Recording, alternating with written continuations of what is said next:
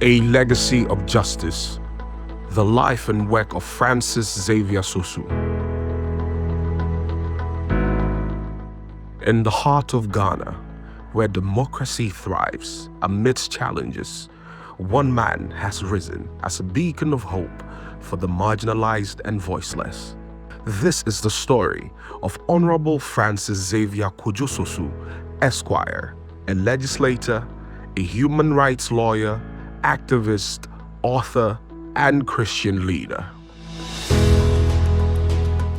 Born into a life of hardship, Honorable Francis-Xavier Kojo Sosu's journey began in Accra-Newtown. Despite facing daunting obstacles, his determination propelled him to rise above his circumstances. He earned a Bachelor of Arts in Sociology and Archaeology, a master's degree in Economic Policy Management. He also holds an MPhil in Human Rights, Peace and Conflict Studies. Currently, he is a PhD candidate at the University of Ghana Law School, focusing on regional integration laws. His research topic, harmonizing regional economic communities to the aid of African Continental Free Trade Agreement in achieving African integration, highlights his commitment to advancing the continent's development. Born in Newtown, a suburb within the Greater Accra region, grew up as a street kid, eventually through the support of the Village of Hope Orphanage, which is a project by the Churches of Christ. I got adopted into the orphanage and got scholarship to the highest level of education.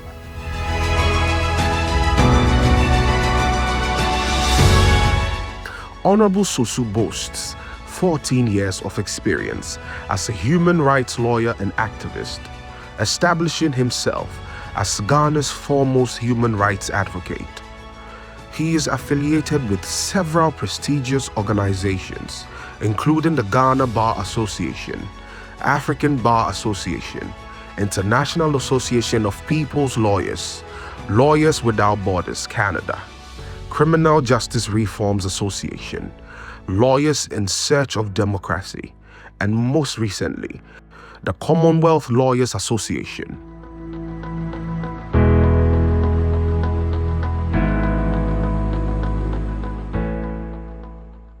And got caught to the bar in 2010.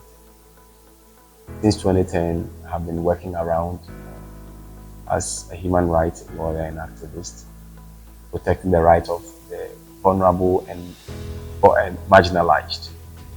People who usually fall within this category have been like women, vulnerable children, vulnerable aged persons, people who are victims of sexual violations, or people who are victims of assault and things like that. And I've been in the space holding criminal watching brief for victims of various violations, and also standing in the gap fighting for the justice for people who have been violated, either they have been minors that have been violated or people who have been violated by the institution, whether it's a police service, military service, it's church institution or any religious institution.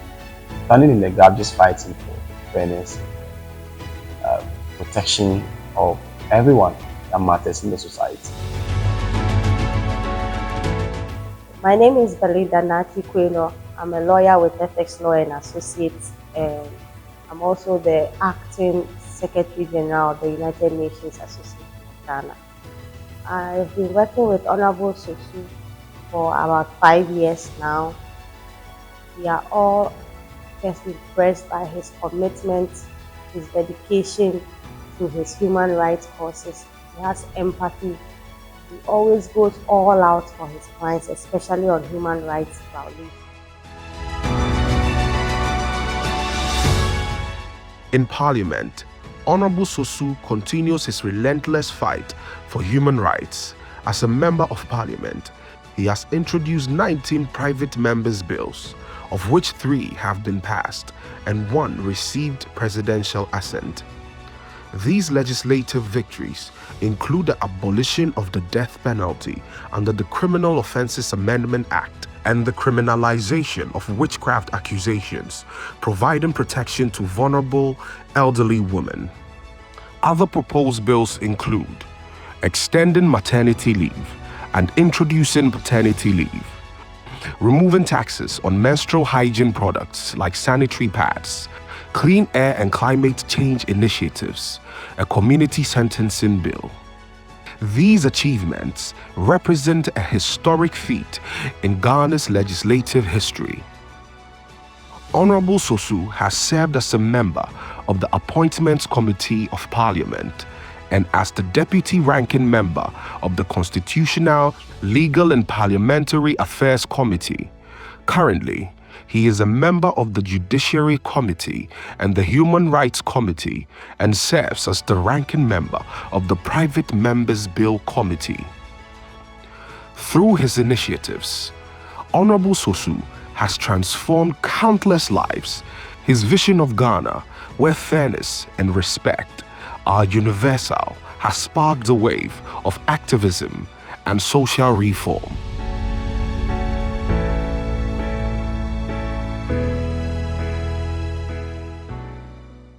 In terms of Parliament, when Honorable Sosu went to Parliament, we saw the enthusiasm with which he began work on his various private members' bills, especially the one on the death penalty. And we were in Parliament the day the bill was passed, and the arguments that were being made by other members of Parliament who were against the bill were quite serious arguments that most Ghanaians would associate with. And then he stood his ground and made his argument, and thankfully now the death penalty has been abolished in our laws. Not total abolition, but in terms of Act 29, there's no penalty of death, and this is very good for our nation.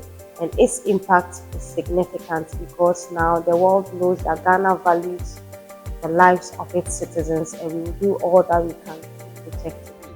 Lawyer Sosu has been the MP for the constituency for the past 4 years, and he has contributed his quota to the development of Medina constituency. When it comes to job, he has a job center that has given a job to a lot of youth. When you come to lawmaking, that has been his core mandate.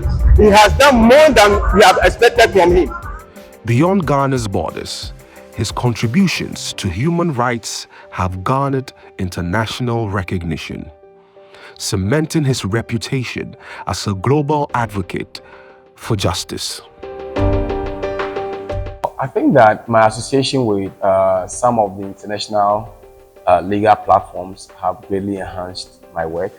For example, working on the African Bar Association, particularly as a vice chairman of the Trade and Investment Committee, opened me up to understand all these issues about the African Continental Free Trade Area agreement, and that also inspired my PhD project, which I'm currently doing. Not only that, my association also got me an international partnership in the fight against systems. I remember that the International Association of People's Lawyers were one of the people who joined me when I was fighting my case against the General Legal Council. Because what they do is that they track attacks on lawyers worldwide. So once a lawyer is attacked in a country, we all join. So I also join in global causes in protection of lawyers who are being attacked in other countries, and so on and so forth. And then when you take the Commonwealth Lawyers Association, for example, there are what we call the Commonwealth values. And leading in Parliament to abolish death penalty, for example, and criminalizing witchcraft accusation is one of the major Commonwealth values. So I recall that I was even invited as a speaker at the last Commonwealth Lawyers Association International Conference in Goa, in India, where I shared perspectives on how Ghana how Ghana abolished the death penalty and how other countries can learn from the best practices from Ghana. So my interaction and association with all the international bodies have greatly enhanced my work. I recall also that at the 14th annual UN meeting for the Youth for Human Rights International, I delivered an address at that conference, and based on that address, we were able to put people together to establish what we call the Youth for Human Rights Africa. And as we speak now, the Youth for Human Rights Africa is very active and has representation in some other African countries. So I would say that working with all these international bodies and associations have really enhanced my perspectives. Honorable Francis-Xavier Kojo Sosu's journey is far from over. As he continues to inspire and lead, his unwavering dedication to justice, equality, and human rights remain a guiding light for Ghana and the world. Today is International Human Rights Day, and it's important for us to bring these matters to the fore, that every Ghanaian is entitled to enjoy their fundamental rights within the limit of the Ghanaian laws, within the limit of the Constitution, and within our cultural settings. And once we understand that, and we understand that enjoyment of this right simply means that treat me as you would want me to treat you, love me as you want me to love you, do unto others what you want them to do unto you. We are at peace with each other. The human rights space is made better with his presence and his commitment to it. And we hope that moving forward, people will come to appreciate that the rights of every person, whether the economic rights, the social rights, the personal rights of person, will be respected by everyone, and state institutions especially will value the rights of every single citizen and every single person in our territory. Working with him day in and day out, watching how tenacious he is, how he acts with wisdom and clarity. He's just a good mentor, and he's somebody who has, so many ideas which are very relevant and sustainable, and which are ideas that can, if implemented, change the trajectory of not just Marina constituency, not just Ghana, but Africa and in the world at large. So we are ready and ever ready to continue supporting him to impact lives. His story is just not one of personal triumph, but a testament to the power of using success to uplift others.